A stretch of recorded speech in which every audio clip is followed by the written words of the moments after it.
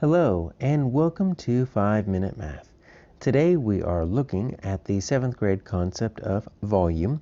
This is standard 7.9a in the great state of Texas, and we are using item number 38 of the 2022 released STAAR test.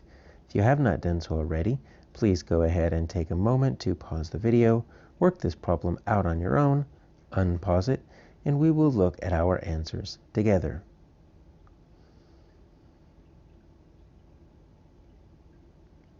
So we have the dimensions of a rectangular prism, and all we have are just numbers, 1.5 feet by 3.5 feet by 2 feet. We're simply looking for the volume. So let's get a little bit of a picture here. It might not be to scale to the exact measurements, but it'll work. It'll just give us something to look at as we're trying to figure out how to find this volume here. There we go. All right, so we've got a rectangular prism here. So what are our dimensions? All right, 1.5 feet, 3.5 feet, 2. All right, so let's just make, this is my longest dimension, this height, so we'll call that the 3.5 feet. And then we'll call this 1.5 feet. And then we'll call that 2 feet. All right, so there we go. We get a nice visual. If you ever get stuck on some of these things, it is usually good to draw something just so you can visually kind of take a look at it. So how do we find volume? Well, volume of a rectangular prism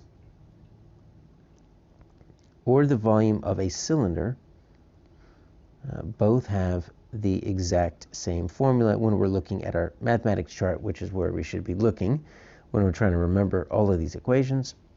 Seems deceptively simple. Base times height. And we've been finding volume of rectangular prisms since the 5th grade. So this isn't anything necessarily new. Now, let's take a look at this because the height is easy. So there's my height right there. All right, so it's going to be base times this 3.5 feet. Now, the only thing that's kind of tricky, we'll air quote that word tricky, is the base. What is the base? Well, the base, and that's why we can have the exact same formula for a rectangular prism and a cylinder, depends on the shape of the base. In a cylinder, the shape of the base is a circle, so you need to find the area of the circle. Here, we need to find the area of this rectangle because it's a rectangular prism. So that base is actually talking about the area. So you need to do another formula within that formula. So how do you find the area of a formula? Well, area of a rectangle is base times height. So you have a base times height within a base times height. But this time, we're just looking at these two measurements right here. So we can call it base times height. When we first learned about this in 3rd grade, we actually called it length times width. Either one works. You're just looking at the two different side lengths of this rectangle, right? So that is going to be 1.5 feet. We're going to multiply that by 2 feet. All right, so 1.5 times 2, you're just going to, let's make that look like a 1.5. There we go. You're going to double that, right? And so that is going to be 3 feet.